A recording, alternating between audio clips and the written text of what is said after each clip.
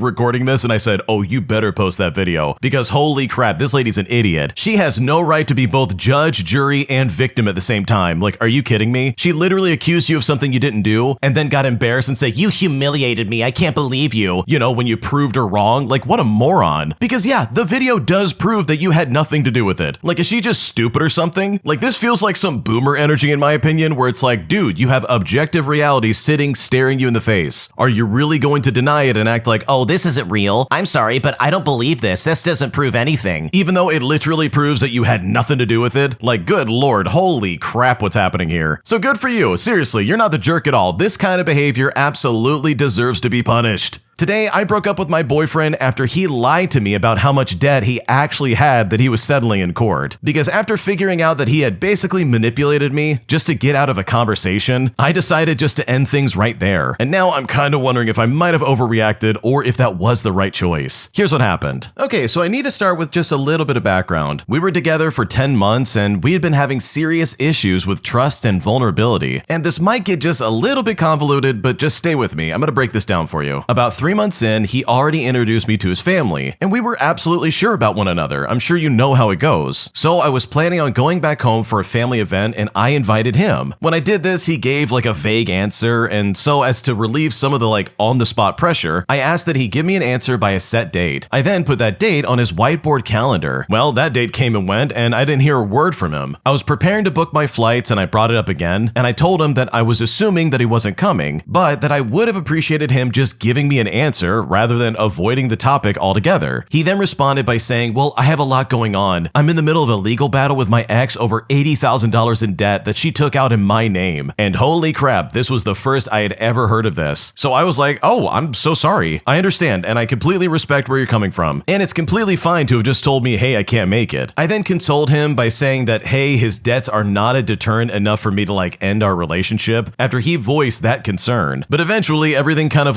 turned into a huge argument. He refused to see how a simple yes or no by the date I proposed would have gone a long way in just acknowledging that he wasn't blowing me off. We continue to have issues about his defensiveness, which he has put in effort into resolving, and I've worked on my own approaches so as not to make the issues about him, and instead more about inaction and my feelings surrounding it. Along the way, I asked how progress was going with the legal battles, and he was really evasive about it. And it also really made me concerned because we were talking about having a life together, yet he didn't feel comfortable opening up to me. One day I asked again, and he had mentioned that his legal team dropped the ball and missed the last court hearing, so his only option was to settle with the company. He said to me that there's a chance he'll be able to settle that debt by half instead of eliminating it completely. And I was like, okay, so that leaves you with what, $40,000 instead? And he said, yeah, something like that. Now, as an aside, I pick up the tab on most of the things we do together, covering roughly 65% of what we get. And this is being generous in that I likely cover a lot more than that. He has stayed with me in my home almost full time, but he still has and covers his bills from his apartment, so I've asked that he only covers some of the groceries. But his baseline lifestyle pushes his budget almost to the limit, and so I try to ease the burden by covering most of what we do together, as well as buying gifts for his family members for a baby shower or birthdays or Christmas and stuff like that. Independently though, he has splurged, which has sent him over budget, and so I've been wanting a clearer picture of his finances. His lease is up in November, and we've been talking about him moving in with me into the house I own and not renewing his lease. But I told him that if he wants to take a step as big as moving in with me, trust needs to be there, and if it's not, then we just can't take that step yet. Then a couple weeks ago, he even called me childish for asking him to initiate this disclosure rather than just having the conversation when I bring it up. But I told him that if he doesn't see the significance in my request, then maybe we're just not there yet. The result was that he put a reminder on his calendar for this conversation. So the other night, he initiated the conversation by saying, okay, so how do you want to do this? And I was like, do what? And he then says to me,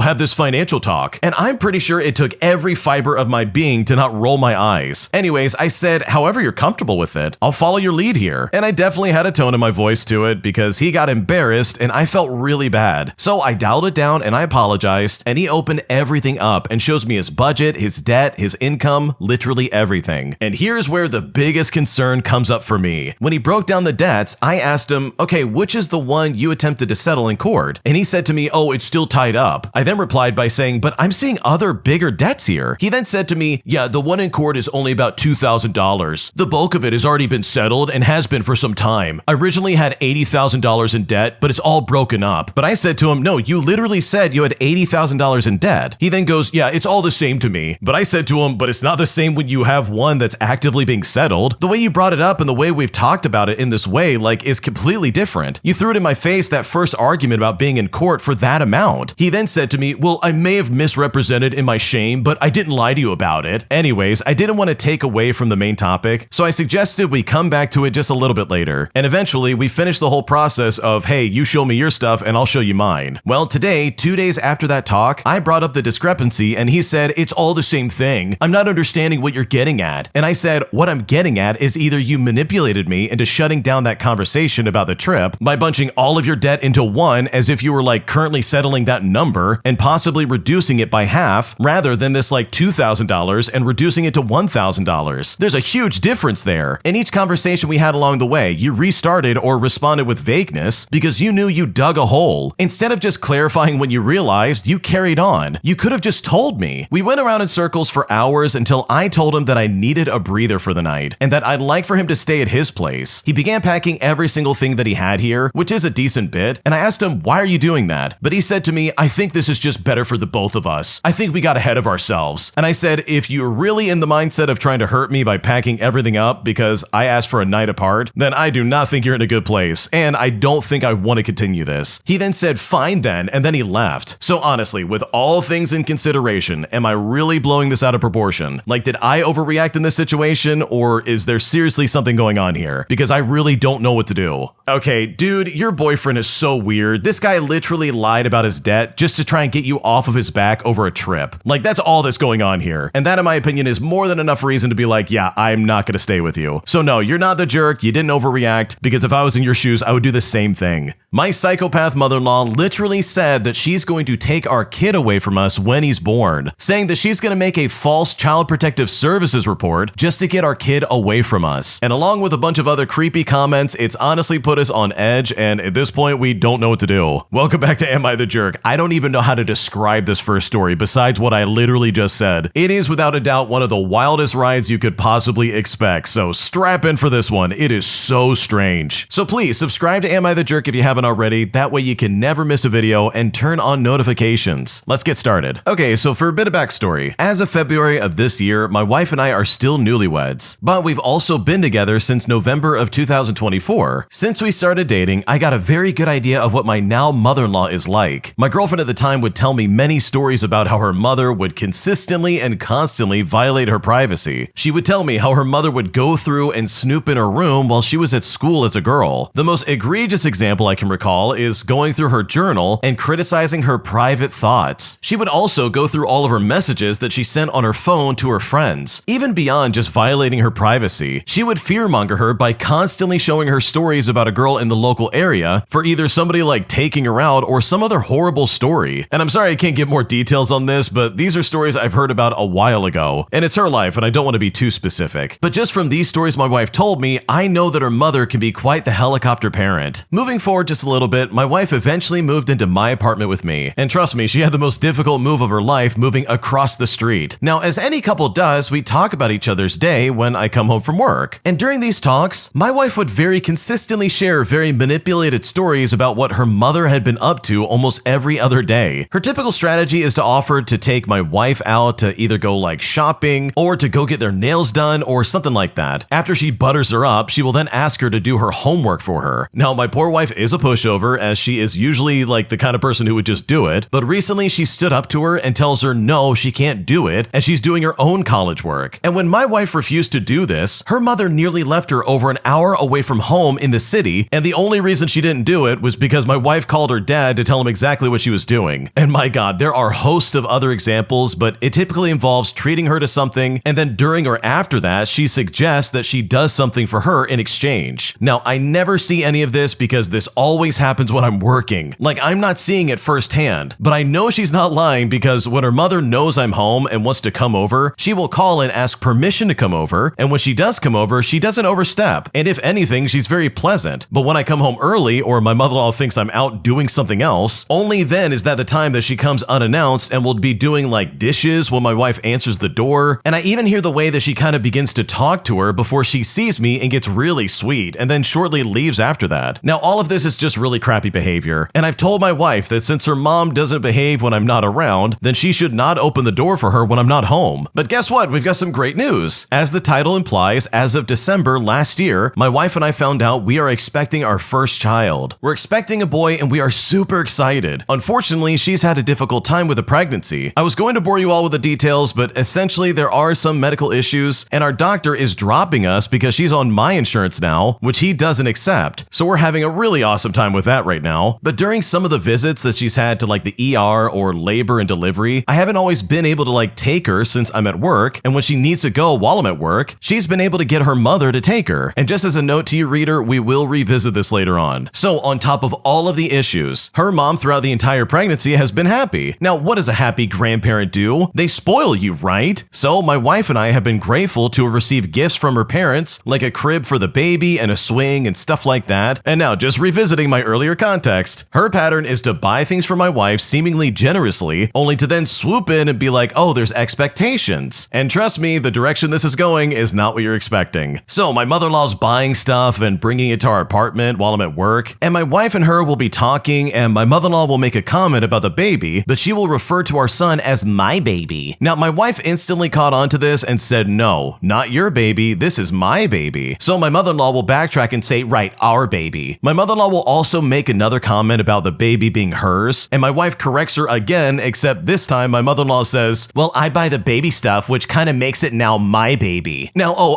I'm sorry, I think I missed a detail here. Did I mention that her mother works at the freaking hospital? Yeah, she works there. Her mother, who as a child would go through her journal and phone, who is a helicopter parent. She also, throughout my wife's life, has looked at her medical records since she works at the hospital, even after she turned 18. This woman, who's like the Eye of Sauron, hovers above every detail in my wife's pregnancy notes. She works where my wife will literally give birth, and has even made comments on influencing the care she receives when the time comes that she gives birth. And now, above all of this, she's made comments alluding to our child being her baby, which leads us all to right now in present day. Because guess what? This happens again. She makes a comment about our kid being hers. She then responded by saying, it would be a shame if one day you're sleeping and the baby's crying. He probably missed a meal and he's super hungry. Child Protective Services could get involved and then it would be my baby. And this activated Mama Bear and my wife, who promptly kicked her out. And now today I've heard this very concerning story on top of every other concerning behavior my mother-in-law exhibits. And holy crap, we are worried. And now we will viciously fight to protect our child. But since this isn't my mom, I don't know what we should do. Honestly, it's hard to even be concerned about this when we are dealing with even getting a doctor again, seeing as we don't have one 28 weeks out and we're honestly at high risk at this point. So much is going on, and I don't know if my wife and I are just both paranoid of her and maybe we're like seeing into things. I mean, I just don't know. I mean, I never thought I would ever be sharing something like this on the internet, but here we are because like I'm exhausted and I just don't know what to do.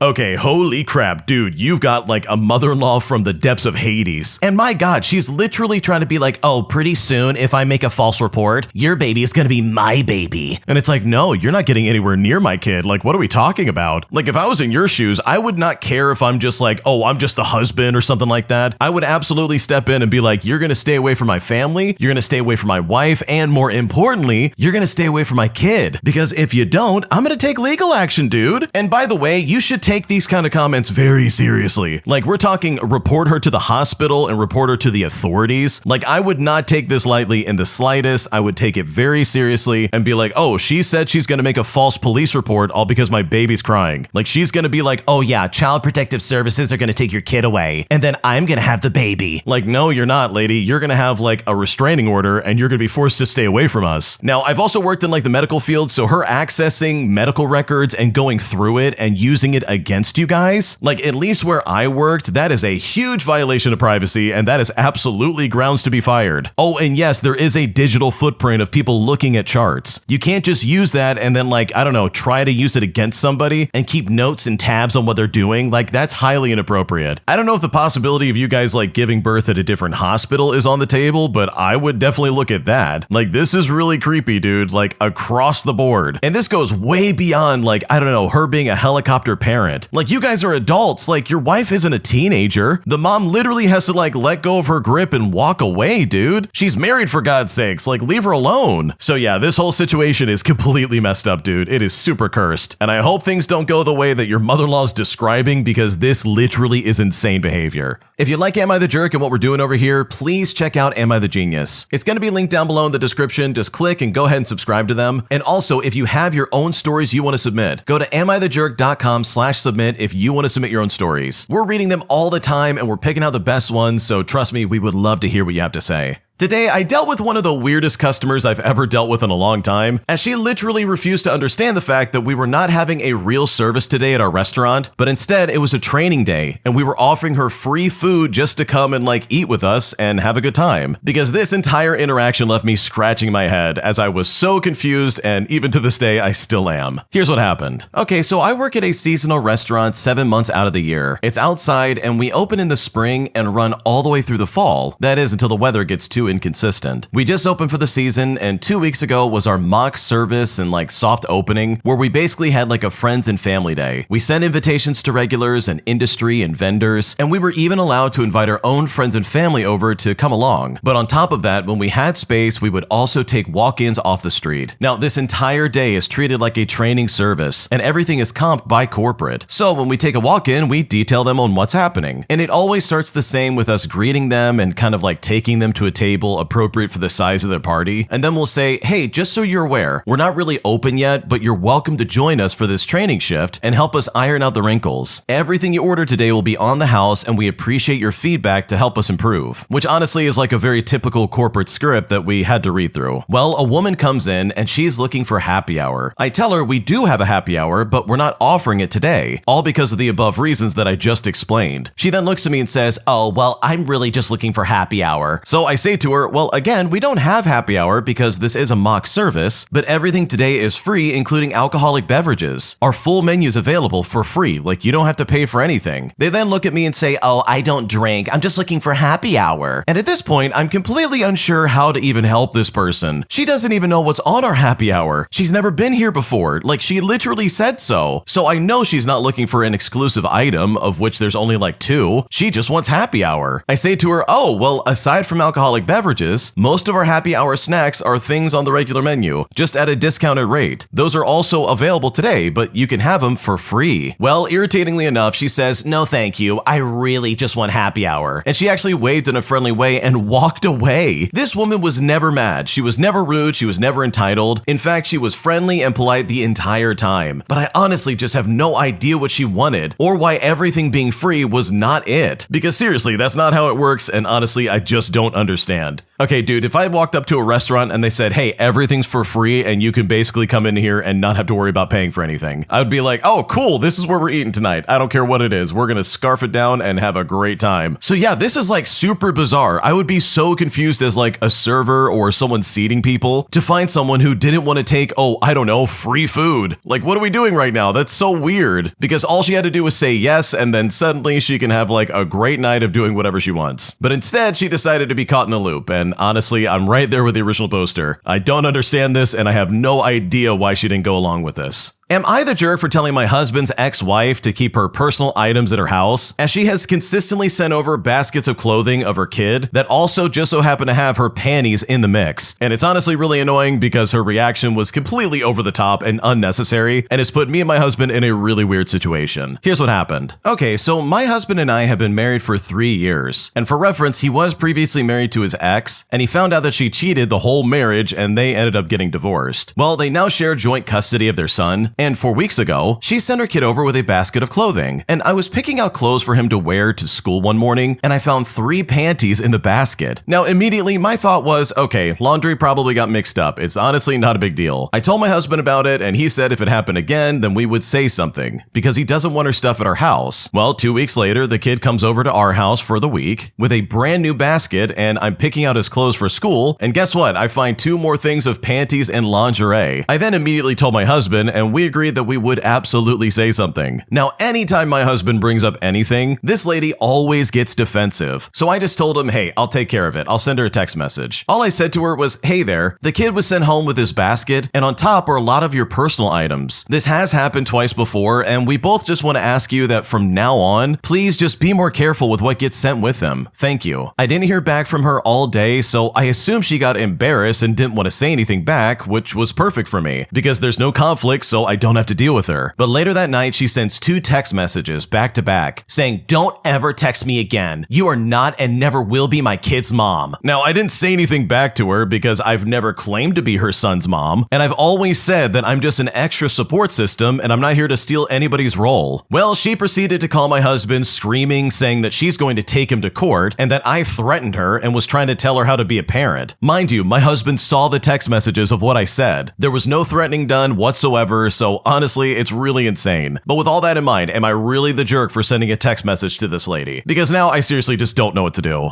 Okay, I think we can all raise our hands and say, yep, we all agree this is probably why this guy divorced her. Holy crap, what a loser. This lady lost her mind and said, oh my god, don't ever text me again. You're telling me how to be a mother, how dare you? And it's like, no lady, we just don't want to see your panties in his basket. Like, what a weirdo, dude. Keep your underwear to yourself. This is not the original poster telling them like how to be a better parent or saying like, oh, I'm gonna take your son from you. Like, bro, just keep your laundry separated from the kid who's coming over for the week. This is literally not that hard. So yeah, I don't think you're the jerk at all. Obviously, you didn't do anything wrong. And again, the way she reacted is probably exactly the reason why the original poster either A, shouldn't have been with her in the first place, and B, is probably a contributing factor to getting a divorce, aside from her cheating on him for the entirety of the marriage. My boyfriend literally started crying when I showed him my savings account because he's someone who's always struggled to keep a budget and even save money in the first place. And at this point, I'm honestly feeling really bad for being this open about this, and at this point, I really just don't know what to do. Here's basically what happened. Okay, so my boyfriend of 7 years and I are in the process of moving into our own apartment. We've been living with another couple in a house for like the past 5 years, which has allowed me to save a fair amount of money. I always have pretty much saved my money ever since I was a kid, and I would get birthday money as well as during the pandemic. I've tried so many times to help my boyfriend save money and budget, but he has ADHD and he's unable to keep it up for a long period of time. Well, tonight I made the mistake of showing him my savings account because he immediately shut down and got really upset. He actually started crying at the restaurant during our dinner. It made me feel awkward, and honestly, it made me feel bad. And I know he is mostly upset with himself for not managing his money better, but it really feels a little personal. He kept asking, well, how did you save that much? And he would say, I just don't get how you have so much and I have so little, almost acting as if I've done something wrong. For reference, we split utilities, we split rent and food, and most expensive across the board 50%, and we make around the same amount. I used to make less than him, but I have consistently gotten little raises the past few years, while his wages have become pretty stagnant. It is making me feel weird and kind of guilty, even though it's objectively a good thing that at least one of us has an emergency fund. I guess I'm just wondering what you would do in this situation and how I can even begin to help him. I really regret being open with him about my financial situation, which really sucks because we've been dating since I was 21, and I've known him since I was like 19. I'm a very detail-oriented person, and he is not. Since we're moving into a place with just the two of us, and it will be more expensive, I'm worried that this strain will only get worse, and at this point I don't know what to do. Okay, in my opinion, it is kind of like a red flag for him to be like, wait, how do you have so much money when he himself is not doing well? But like, I think you can get past this. I think it's totally within like the scope of possibility for you two to be like, okay, this is a new beginning. Let's start over with the whole money thing and try again, even if we don't get it right the first time. Because seriously, like it is possible to budget and make sure you have money set aside. It just takes time and effort and a lot of planning, but it is completely within the scope of possibility where this could become like a really good habit and you're able to do pretty much whatever you want. So yeah, I wouldn't worry too much about this. Like, I think him crying about this is more like him mourning the fact that he can't do this, as opposed to him being like pissed off at you. Like, I don't read that as such, and I don't think you should either. Would I be the jerk if I put a no-fly order on my ex, all because he is 6 months behind on his child support payments? Here's what's currently going on. Okay, for the sake of the story, we'll call my ex Sam, and he and I split up 7 years ago. There was some mistreatment, and it was mainly just financial and coercive control. And just to paint a picture of like what I was dealing with, I was the only working parent when we had children, and also the primary carer. Meanwhile, Sam was only responsible for dropping the children to daycare and school. I carried the mental load with all the grocery deliveries, meal planning, paying bills, etc., and had a weekly house cleaner because I didn't have the time to do all of that on top of working and spending time with the kids. Well, when we got divorced, Sam had to get a job and was earning around the same as me. But in the last 7 years alone, Sam has averaged maybe 8% of the time with the children, and at one stage only seeing them 13 times in 2 years by choice. In that time, I maintained the children's relationship with the extended family, and I travel with them to Sam's home country to see his grandparents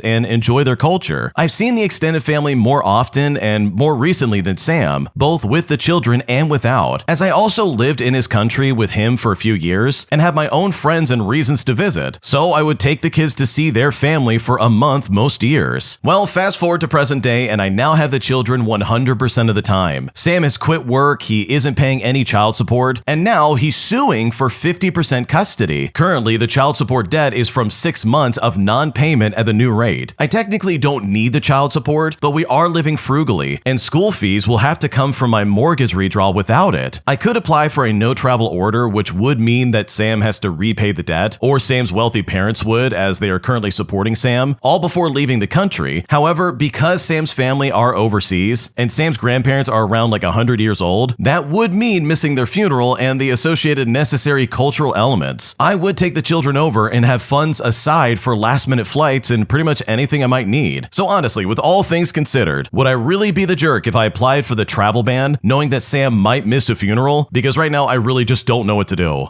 Okay, in my opinion, it really seems like Sam just doesn't care about the kids at all. Like seriously, he doesn't have a job, he's never seeing them, and I bet he probably only wants them in custody because it'll be cheaper on his taxes or something like that. Like I can see Sam, based on what you're describing, doing something like that, and that sounds obnoxious, like that's really annoying. Meanwhile, you're bearing the full weight of like taking care of these kids all the time. You're coordinating everything while also still visiting family. You're still doing the things that kids need in their lives, and that's honestly not fair for you at all. But I will say, with all that in mind, if you do decide to go through and be like, oh, I'm gonna set up a travel ban on you, then you need to realize that there's going to be consequences. Like this guy's gonna be pissed off, there's gonna be a lot of drama, it's gonna be one of those situations where he is not gonna take this sitting down. And yes, it will be a very definitive like line in the sand of like, hey, you need to take care of the kids, you need to do more and actually be present in their life, you know, by like paying child support and all that other stuff. But also, this really will stir the pot, dude. This is gonna be a situation where like, yeah, he's going to say something. He's probably going to bring this up with family. He's probably going to like, I don't know, make the whole custody battle even worse. So I think if you want to light that firecracker, you just have to be ready for the consequences. Even if it means that, yeah, he starts paying for child support and he can't fly any longer. Which in my opinion, like if I was in your shoes, I would probably go ahead and do it. Especially if I've been doing all of the childcare for years and this guy's not doing anything. Especially if this guy owed 6 months of child support payments. Like, dude, you got to get on that. There's no excuse for that. You got to be better for your kids. So no, I don't think you would be the jerk by doing this, but I think you just need to know that it's probably going to kickstart a lot of drama in your life. And I guess if you're ready for it, then go for it, because that is probably exactly what's going to happen.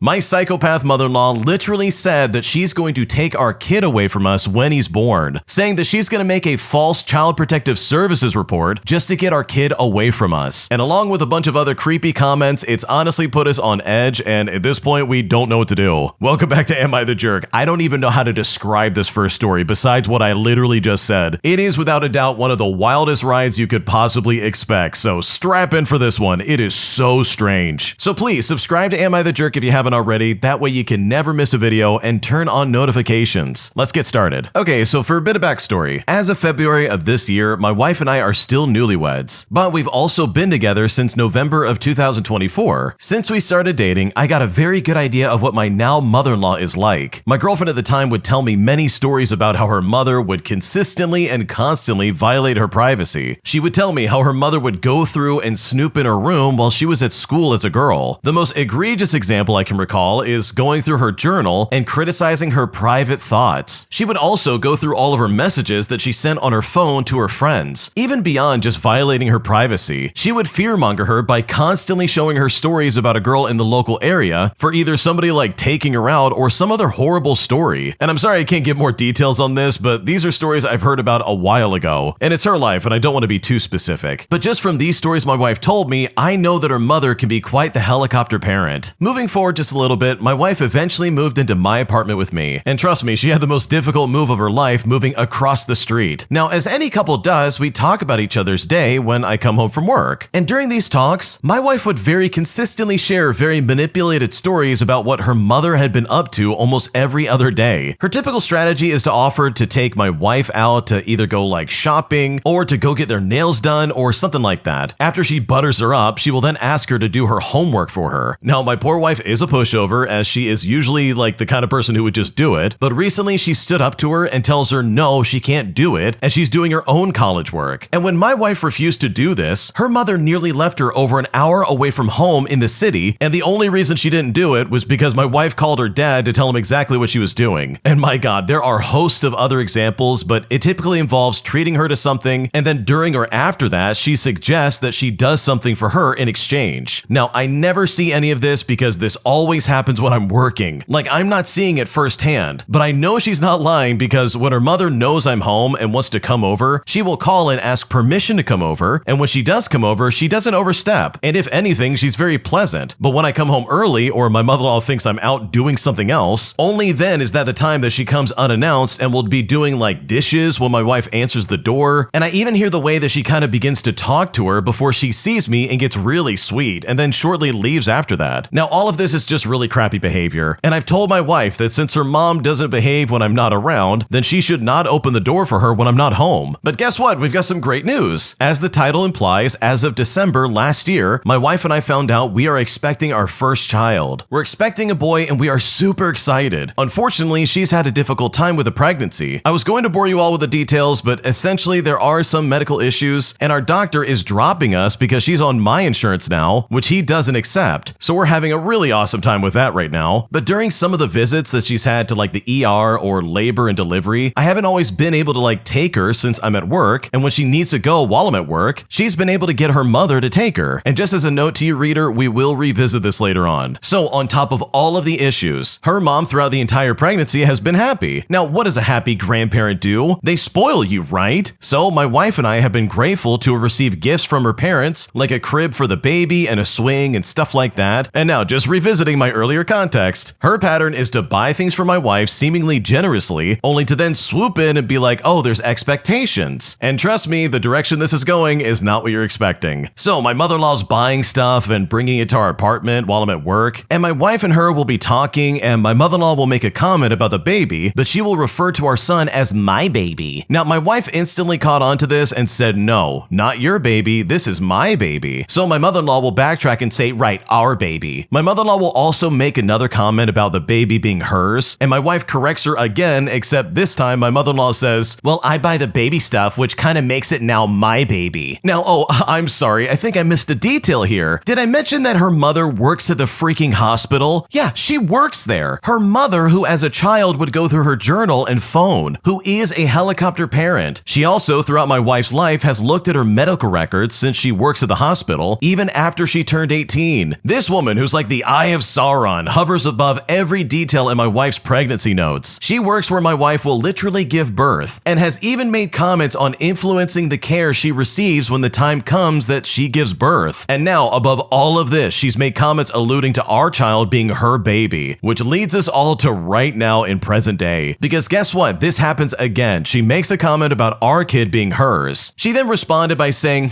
it would be a shame if one day you're sleeping and the baby's crying. He probably missed a meal and he's super hungry. Child Protective Services could get involved and then it would be my baby. And this activated Mama Bear and my wife, who promptly kicked her out. And now today I've heard this very concerning story on top of every other concerning behavior my mother-in-law exhibits. And holy crap, we are worried. And now we will viciously fight to protect our child. But since this isn't my mom, I don't know what we should do. Honestly, it's hard to even be concerned about this when we are dealing with even getting a doctor again, seeing as we don't have one 28 weeks out and we're honestly at high risk at this point. So much is going on, and I don't know if my wife and I are just both paranoid of her and maybe we're like seeing into things. I mean, I just don't know. I mean, I never thought I would ever be sharing something like this on the internet, but here we are because like I'm exhausted and I just don't know what to do. Okay, holy crap, dude, you've got like a mother-in-law from the depths of Hades. And my God, she's literally trying to be like, oh, pretty soon if I make a false report, your baby is gonna be my baby. And it's like, no, you're not getting anywhere near my kid. Like, what are we talking about? Like, if I was in your shoes, I would not care if I'm just like, oh, I'm just the husband or something like that. I would absolutely step in and be like, you're gonna stay away from my family, you're gonna stay away from my wife, and more importantly, you're gonna stay away from my kid. Because if you don't, I'm gonna take legal action, dude. And by the way, you should take these kind of comments very seriously. Like, we're talking report her to the hospital and report her to the authorities. Like, I would not take this lightly in the slightest. I would take it very seriously and be like, oh, she said she's gonna make a false police report all because my baby's crying. Like, she's gonna be like, oh yeah, Child Protective Services are gonna take your kid away and then I'm gonna have the baby. Like, no, you're not, lady. You're gonna have like a restraining order and you're gonna be forced to stay away from us. Now, I've also worked in like the medical field, so her accessing medical records and going through it and using it against you guys, like at least where I worked, that is a huge violation of privacy and that is absolutely grounds to be fired. Oh, and yes, there is a digital footprint of people looking at charts. You can't just use that and then like, I don't know, try to use it against somebody and keep notes and tabs on what they're doing. Like, that's highly inappropriate. I don't know if the possibility of you guys like giving birth at a different hospital is on the table, but I would definitely look at that. Like, this is really creepy, dude, like across the board. And this goes way beyond like, I don't know, her being a helicopter parent. Like, you guys are adults. Like, your wife isn't a teenager. The mom literally has to like let go of her grip and walk away, dude. She's married, for God's sakes. Like, leave her alone. So yeah, this whole situation is completely messed up, dude. It is super cursed. And I hope things don't go the way that your mother-in-law's describing, because this literally is insane behavior. If you like Am I the Jerk and what we're doing over here, please check out Am I the Genius. It's going to be linked down below in the description. Just click and go ahead and subscribe to them. And also, if you have your own stories you want to submit, go to AmITheJerk.com/submit if you want to submit your own stories. We're reading them all the time and we're picking out the best ones, so trust me, we would love to hear what you have to say.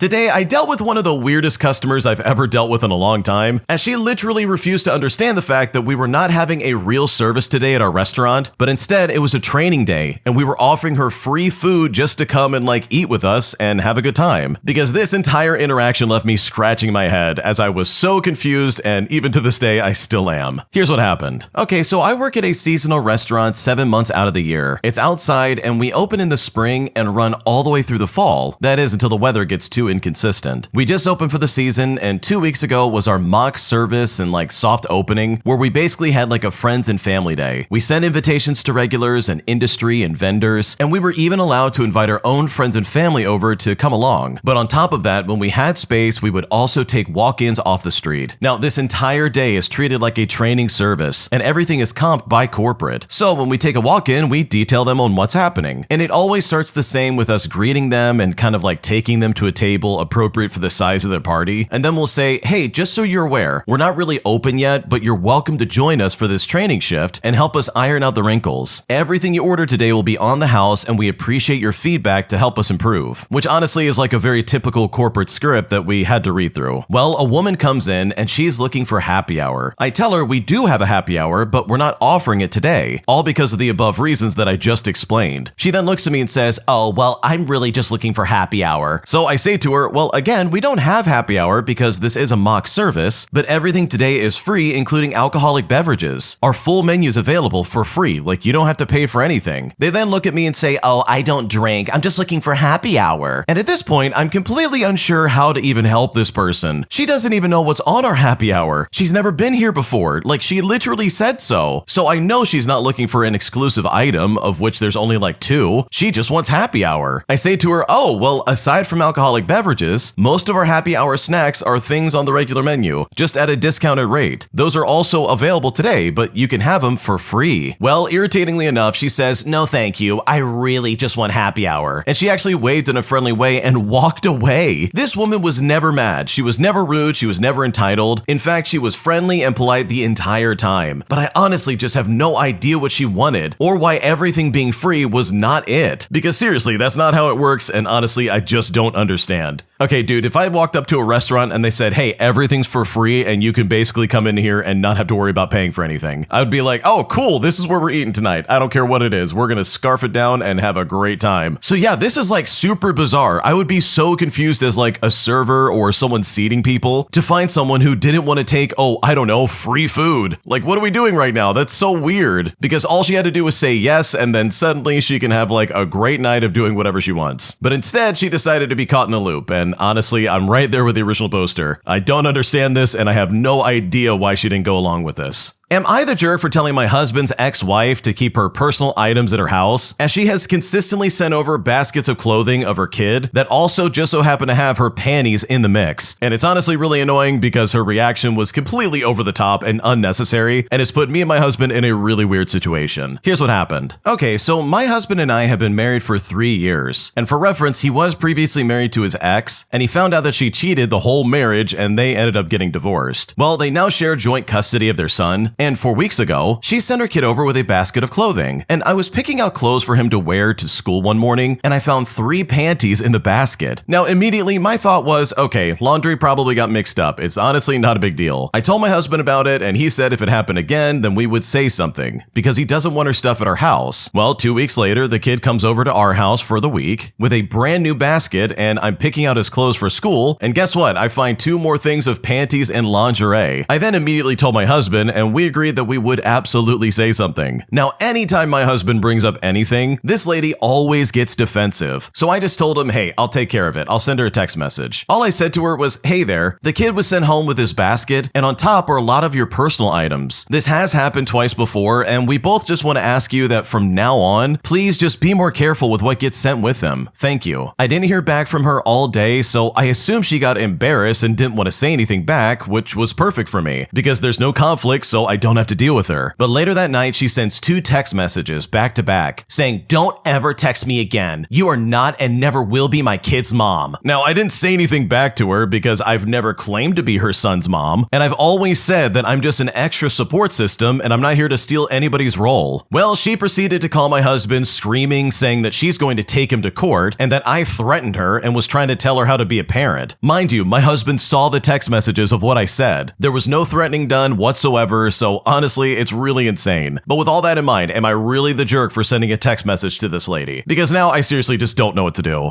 Okay, I think we can all raise our hands and say, yeah, we all agree this is probably why this guy divorced her. Holy crap, what a loser. This lady lost her mind and said, "Oh my god, don't ever text me again. You're telling me how to be a mother. How dare you?" And it's like, no lady, we just don't want to see your panties in his basket. Like, what a weirdo, dude. Keep your underwear to yourself. This is not the original poster telling them like how to be a better parent or saying like, "Oh, I'm gonna take your son from you." Like, bro, just keep your laundry separated from the kid who's coming over for the week. This is literally not that hard. So yeah, I don't think you're the jerk at all. Obviously, you didn't do anything wrong. And again, the way she reacted is probably exactly the reason why the original poster either A, shouldn't have been with her in the first place, and B, is probably a contributing factor to getting a divorce, aside from her cheating on him for the entirety of the marriage. My boyfriend literally started crying when I showed him my savings account because he's someone who's always struggled to keep a budget and even save money in the first place. And at this point, I'm honestly feeling really bad for being this open about this, and at this point, I really just don't know what to do. Here's basically what happened. Okay, so my boyfriend of 7 years and I are in the process of moving into our own apartment. We've been living with another couple in a house for like the past 5 years, which has allowed me to save a fair amount of money. I always have pretty much saved my money ever since I was a kid, and I would get birthday money as well as during the pandemic. I've tried so many times to help my boyfriend save money and budget, but he has ADHD and he's unable to keep it up for a long period of time. Well, tonight I made the mistake of showing him my savings account because he immediately shut down and got really upset. He actually started crying at the restaurant during our dinner. It made me feel awkward, and honestly, it made me feel bad. And I know he is mostly upset with himself for not managing his money better, but it really feels a little personal. He kept asking, "Well, how did you save that much?" And he would say, "I just don't get how you have so much and I have so little," almost acting as if I've done something wrong. For reference, we split utilities, we split rent and food, and most expensive across the board 50%, and we make around the same amount. I used to make less than him, but I have consistently gotten little raises the past few years, while his wages have become pretty stagnant. It is making me feel weird and kind of guilty, even though it's objectively a good thing that at least one of us has an emergency fund. I guess I'm just wondering what you would do in this situation and how I can even begin to help him. I really regret being open with him about my financial situation, which really sucks because we've been dating since I was 21, and I've known him since I was like 19. I'm a very detail-oriented person, and he is not. Since we're moving into a place with just the two of us, and it will be more expensive, I'm worried that this strain will only get worse, and at this point, I don't know what to do. Okay, in my opinion, it is kind of like a red flag for him to be like, "Wait, how do you have so much money?" when he himself is not doing well, but like, I think you can get past this. I think it's totally within like the scope of possibility for you two to be like, okay, this is a new beginning. Let's start over with the whole money thing and try again, even if we don't get it right the first time. Because seriously, like, it is possible to budget and make sure you have money set aside. It just takes time and effort and a lot of planning, but it is completely within the scope of possibility where this could become like a really good habit and you're able to do pretty much whatever you want. So yeah, I wouldn't worry too much about this. Like, I think him crying about this is more like him mourning the fact that he can't do this, as opposed to him being like pissed off at you. Like, I don't read that as such, and I don't think you should either. Would I be the jerk if I put a no-fly order on my ex, all because he is 6 months behind on his child support payments? Here's what's currently going on. Okay, for the sake of the story, we'll call my ex Sam, and he and I split up 7 years ago. There was some mistreatment, and it was mainly just financial and coercive control. And just to paint a picture of like what I was dealing with, I was the only working parent when we had children, and also the primary carer. Meanwhile, Sam was only responsible for dropping the children to daycare and school. I carried the mental load with all the grocery deliveries, meal planning, paying bills, etc., and had a weekly house cleaner because I didn't have the time to do all of that on top of working and spending time with the kids. Well, when we got divorced, Sam had to get a job and was earning around the same as me. But in the last 7 years alone, Sam has averaged maybe 8% of the time with the children, and at one stage, only seeing them 13 times in 2 years by choice. In that time, I maintained the children's relationship with the extended family, and I travel with them to Sam's home country to see his grandparents grandparents and enjoy their culture. I've seen the extended family more often and more recently than Sam, both with the children and without, as I also lived in his country with him for a few years and have my own friends and reasons to visit, so I would take the kids to see their family for a month most years. Well, fast forward to present day and I now have the children 100% of the time. Sam has quit work, he isn't paying any child support, and now he's suing for 50% custody. Currently, the child support debt is from 6 months of non-payment at the new rate. I technically don't need the child support, but we are living frugally, and school fees will have to come from my mortgage redraw without it. I could apply for a no-travel order, which would mean that Sam has to repay the debt, or Sam's wealthy parents would, as they are currently supporting Sam, all before leaving the country. However, because Sam's family are overseas, and Sam's grandparents are around like 100 years old, that would mean missing their funeral and the associated necessary cultural elements. I would take the children over and have funds aside for last-minute flights and pretty much anything I might need. So honestly, with all things considered, would I really be the jerk if I applied for the travel ban, knowing that Sam might miss a funeral? Because right now I really just don't know what to do.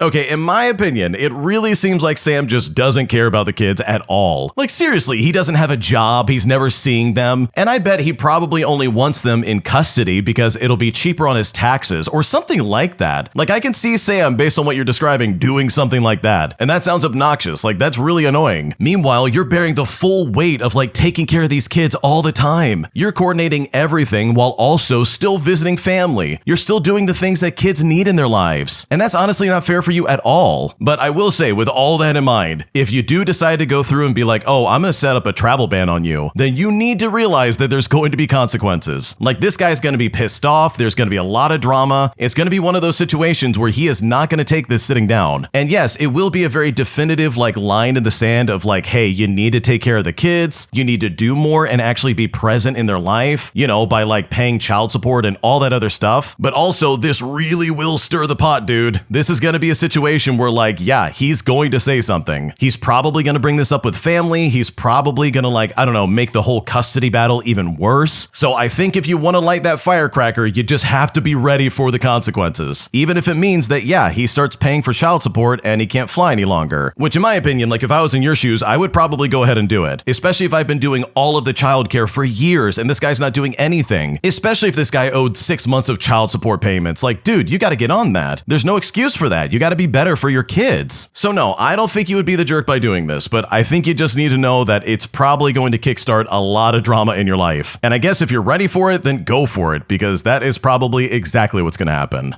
My entitled brother is demanding that I pay for his dental surgery, even though he stole $4,000 from me months ago and has yet to pay me back. But after I told him I'm not doing this ever for him, he freaked out and somehow got the entire family involved. And now I feel cornered from all angles into a situation I want nothing to do with. Welcome back to Am I the Jerk? Holy crap, this first story is a weird one. The family in this situation are just awful and the brother is the worst of them all. So strap in for this one, dude. This is going to be cathartic for all of us out there who have crappy siblings who always take advantage of us, because this story is definitely one of those situations, let me tell you something. Subscribe to Am I the Jerk, click the bell to turn on notifications, and with that, let's get started. Okay, I want to start off by saying that my brother and I have never been particularly close, but we got along fine all the way up until last year. I had been saving up for a new car for almost a year. My old car was literally falling apart, and it takes me about 40 minutes to get to work, so without a car, I simply would not have been able to make the commute. I kept part of the money at home in a metal box because I was planning to buy a used car from an old family acquaintance, and he insisted on cash payment and didn't want to deal with banks or transfers. About 6 months ago, my brother stayed over at my place after a drinking session because he was too lazy to drive across town. A couple days later, I noticed that money was missing from the box. At first, I thought maybe it was a mistake somewhere, or maybe it got spent or like forgotten, but then I counted everything again and I realized that nearly $4,000 was gone. Now, I asked my brother right away, and he started swearing that he hadn't taken anything. He was so confident that at one point, I even felt like an idiot for suspecting him in the first place and even apologized to him. But then my cousin told me that at the barbecue, my brother had been drunk and joking about how he was taxing the family because he had debts from betting. And it turned out he had blown money on sports bets for several months. I then cornered him and questioned him again. And at first he denied everything again, but then he lost his temper and blurted out that he was going to pay it all back. I then asked him where the money was, and he calmly replied that he had already lost almost all of it. He never offered a proper apology, and even my own mother asked me not to make a big deal out of it because he had supposedly just slipped up and was already having a hard time. You know, whatever that means. Well, after that, I practically stopped talking to him. He promised several times that he'd start paying back the debt as soon as he got his finances in order. But in 6 months, he hasn't transferred a single penny. Because of this, I had to take out a loan for a car instead of buying it outright. And now I'm paying more every month than I planned. Well, fast forward, and 3 days ago, he called me in the middle of the night. His voice sounded terrible. He said he had been ignoring a cracked tooth for several months because he didn't have insurance, and now half of his face is swollen. The dentist said the infection could spread if it isn't treated immediately. He was prescribed antibiotics, but the tooth still needs to be extracted or treated as soon as possible. And it's right at that moment he came to me asking for money. I then told him that after what he had done to me, I wouldn't give him another dollar. When I said this, he fell silent at first, and then he started saying that I was willing to watch my own brother suffer because of one mistake. But I replied to him by saying stealing $4,000 from me, lying to my face, and then pretending for 6 months that nothing had happened wasn't a mistake. And now as a result of all of this, my mom keeps calling me in tears, saying you're being way too cruel. My aunt even suggested reconciling us if I just pay for his treatment. But my mom is struggling financially herself after being laid off, and my aunt is helping her son with his studies. So for some reason, everyone decided that I'm the only one who should pay for it, all because I have a stable job. It also turned out that banks won't give my brother a loan anymore because of all of his debts. And the worst part is that had he just apologized properly back then and started paying me back little by little, I probably would have helped him out with no hesitation. But now it really feels like everyone suddenly remembers that family's important when things get bad for him. So am I the jerk here for not wanting to pay for anything and refusing him? Because I'm seriously pissed off about this and I don't know what to do. Oh my gosh, your brother's an idiot. Seriously, he steals $4,000 from you and then says, oh, I'm gonna pay you back. And then months later, after never paying you back, he's like, bro, my tooth hurts, please pay for it. And it's like, dude, you're not getting another cent out of me.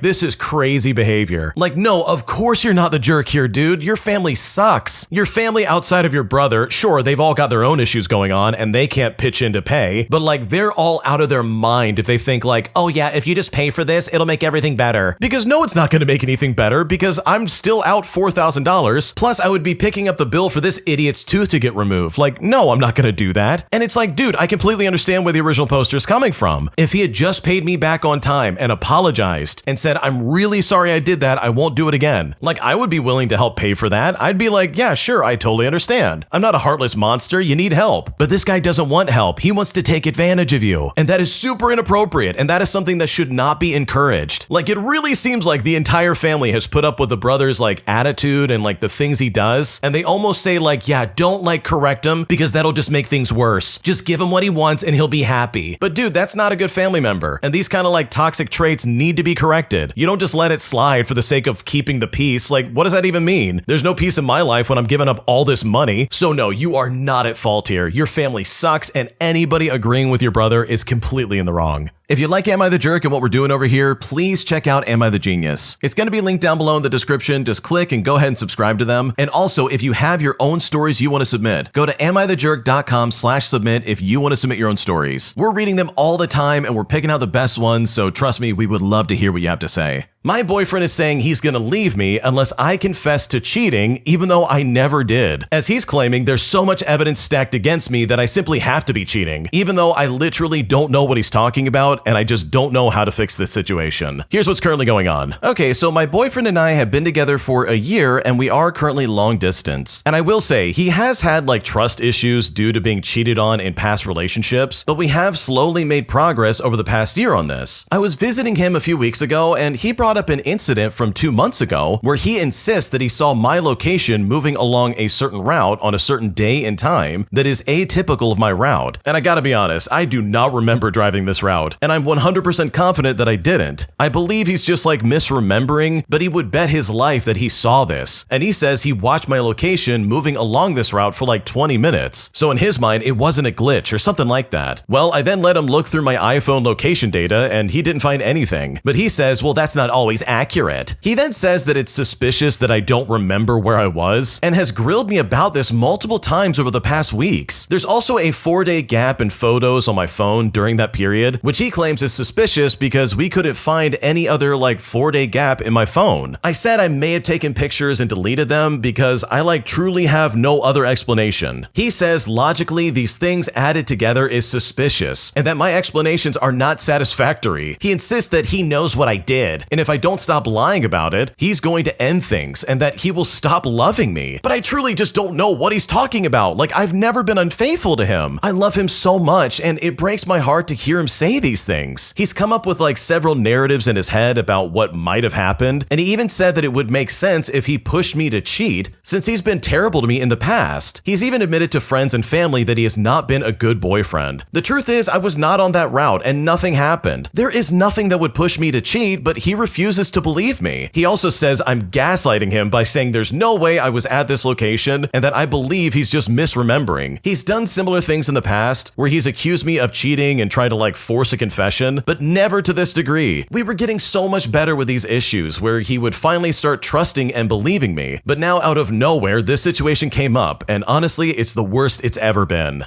Okay, I gotta be honest with you. Anybody acting like this who's oh yeah, I'm your boyfriend, but also I don't trust you. Just confess that you're cheating, otherwise we're gonna break up. And it's dude, what is that gonna solve? If I do that, you're just gonna turn around and be I knew you were cheating, even though you literally weren't. That is so annoying in my opinion. And that would be an unavoidable red flag in my opinion, especially if you guys are long distance. Holy crap, if you guys can't trust each other, more specifically, if he can't trust you, then dude, maybe you shouldn't have a relationship. Maybe you're the problem, and guess what? I really do think your boyfriend's the problem here.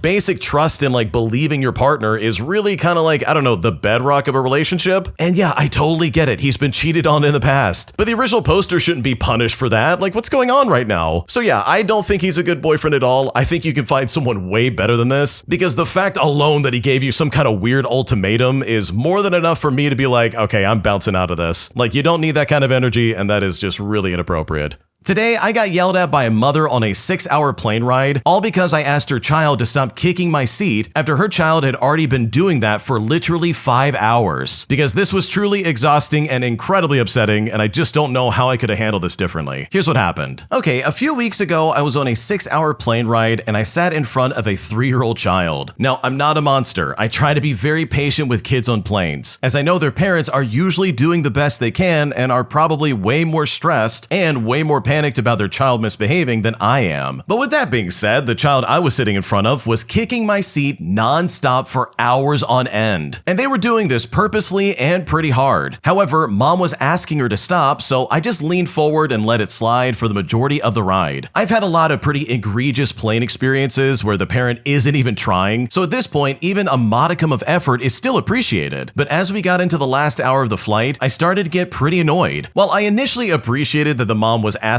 her kid to stop, I was still getting pretty frustrated by the fact that this clearly wasn't working, and there were no further attempts beyond just saying, "Stop it, don't do that, you need to stop." She never took her kid for a walk up and down the aisle, never put her hand on the kid's leg to keep her from kicking. I was also slightly grumpy as I had tried to get some sleep, but every time I was close to falling asleep, I would be jolted awake by a hard kick. Finally, as we're entering the last hour of the ride, the kid starts kicking as hard as she can. Mom isn't saying anything, so I just turn to the back. I don't really make eye contact with the kid or anything, but I just turn in the general direction so I can be heard, and I said in a very nice tone, "Please stop kicking my seat." Well, this turned out to be the worst move I could have possibly made. This mom loses it on me. She looks at me and says, "You do not speak to my child like that. She is only 3 years old." I then respond, again as politely as I can, "I understand that, but I did pay for this seat." And before I could continue, she interrupts me and says, "No, you do not ever speak to my child. I have asked her to stop." To which I said to her, "Yeah, I've heard it, and I really do appreciate that." She then goes on and says, "She is 3 years old. You speak to me. You don't get to tell my child not to kick your seat." I then said to her, "I said please, I was just trying to be polite." She then just keeps repeatedly telling me that I don't get to speak to her child, and I'm just repeating, "Okay, I'm sorry, I was trying to be polite." And keep in mind, I didn't really even speak to her kid. I just said it in their general direction. Not like I got up from my seat and made eye contact with a child or anything like that. But finally, I just turned around to get the interaction to end. And I even cried just a little bit. moment. But I was comforted by the thought that I was polite throughout the entire interaction, and I really just don't think there was anything I could have done that would not have resulted in the mom being a jerk. I'm sure if I asked her instead of the child, I would have received the same treatment. Personally, I truly just don't see what I did as wrong. I was incredibly patient for 5 hours. I was very polite with my request, and I'm sorry, but if your child is old enough to be negatively impacting another person, then they're old enough to be told to stop by that person, especially if they're refusing to listen to their parents. Gentle parenting can be a good tool, but when it's not working, it's time to open up the toolbox back up and find something else. It seems like a recent trend that parents refuse to let their kids be corrected or even told off by anyone but themselves, and that is really just odd to me. I understand that kids will be kids, but I don't really see why that means I'm required to allow your kid to kick me for 5 hours and then never once ask her to stop. And what happens when that kid then enters school and goes out into the real world? How is your child going to learn to take correction from someone who isn't their parents if their parents won't even allow them to be spoken to? And who do you really think your child will grow up to be if nobody but you is allowed to correct them on their poor behavior? The whole thing was exhausting, and honestly, I hated every second of it.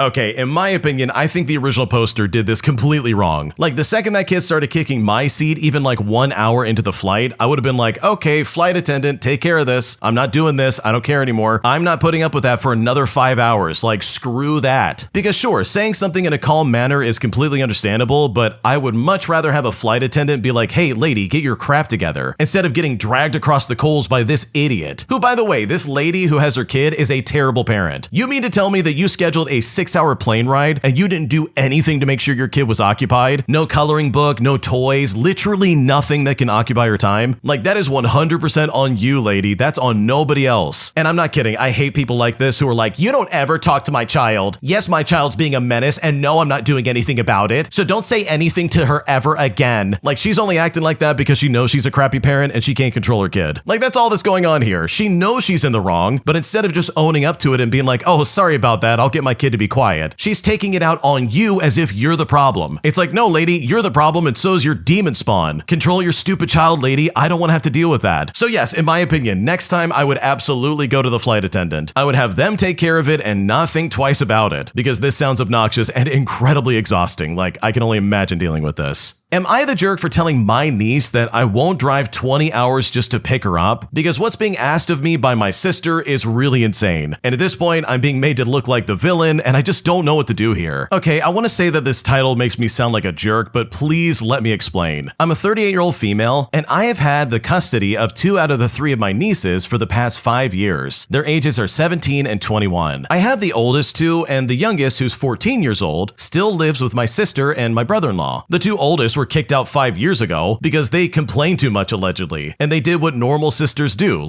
they fought. I then got a call asking if I would take them, and well, here we are today. I have done and paid for everything: school clothing, allowance, gas money, school supplies, prom dresses, graduation dresses, as well as anything else you can think of. My 21-year-old niece moved out 2 years ago and is currently living on her own a state away, and we're talking clear across the country from her parents. My sister's coming up in May for the 17-year-old's graduation, and my sister wants to take the 17-year-old over to the 21-year-old's house after she graduates so that all 3 sisters can be together for the first time in 2 years. The last time they were together was when I paid to have the youngest flown to my house during Christmas, which was right before the oldest moved out. In fact, I've paid for nearly every vacation for the girls. I've flown them to see their parents and sister. I paid for gas and food to drive to where their parents live. I put us up in hotels. Literally anything you can think of has come out of my bank account. Well, the real dilemma is that my sister thinks I should take the weekend off and go ahead and pick up my 17-year-old niece from my sister's house, which, by the way, that is a 10-hour car ride one way, meaning that it's going to be 20 hours to get there and back home. There's also no local airport to just have her fly home. And so with that, I said no, but now I'm the jerk in this situation. My sister told me that I was being unreasonable. My youngest niece is upset that I won't do it, and the 17-year-old feels like, oh, you could make time to do this. But what's even worse about this is I already planned a trip next month for the 17-year-old and myself to travel to where her parents live to spend a week with them. But suddenly I'm the jerk because I won't do this last-minute 20-hour 2-hour car ride for the girls just to all be together this one time. I suggested that my sister just bring her back here, and I was then met with like every excuse imaginable. She's too broke, she doesn't have the extra time off of work, and so on. So am I really the jerk, or is it fair that I'm saying no this one time because I really just don't know what to do? No, you're not the jerk. Your sister sucks. First off, she kicked her kids out of the house and put them under your roof because she couldn't handle it. Like, that's already strike number 12 in my opinion. Like, good lord, what a terrible sister and what a terrible, like, parent. Like, kids argue and fight, siblings especially. This is not that big of a deal. You don't need to kick them out of your house because of that. Like, holy crap, man. But for me, the fact that she's trying to be like, oh, you need to take 20 hours off of work and do this. You can do this over the weekend. What's the big deal? Like, dude, I don't know about anyone else, but driving 20 hours in like, what, 3 or like 2 days? That's exhausting. That is so unbelievably crazy exhausting. It's gonna be expensive, you're gonna be really tired by the end of it, and this is all added on to the fact that you've paid for everything in their lives. The sister in this situation hasn't stepped up once, and she's the actual mother. Like, what are we doing? So no, you're not the jerk. It is time for your sister to step up and be the parent that she's supposed to be. Because at this point, she's just taking advantage of you, and for me, this would be absolutely the last straw. Am I the jerk for correcting my boss during her thank you speech, all about my contribution into the project she was taking credit for? Because literally I did everything involved in this, and she's legitimately over here trying to take pictures next to the CEO with my hard work all over the place. And now as a result, I'm kind of not sure what to do, and I'm not sure if I made a mistake. Here's how it all went down. Okay, so I work at a really small company. We recently held a donation drive for a local youth center where teens from low-income families go after school. The center asked for backpacks,